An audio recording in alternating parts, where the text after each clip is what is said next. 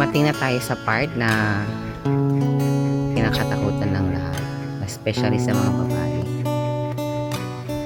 ang pagkawala ng kanilang corona, ang kanilang magandang buhok.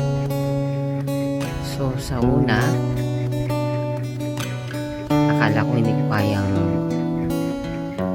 harapin ang mundo na ganito ang itsura ko.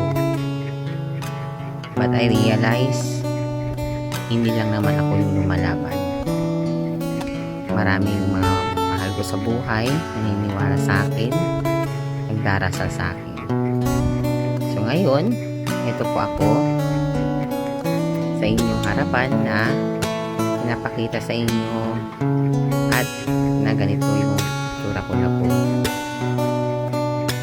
Masakit man, pero alam kong at alam din po ninyo na dadaanan ko na po ito. So,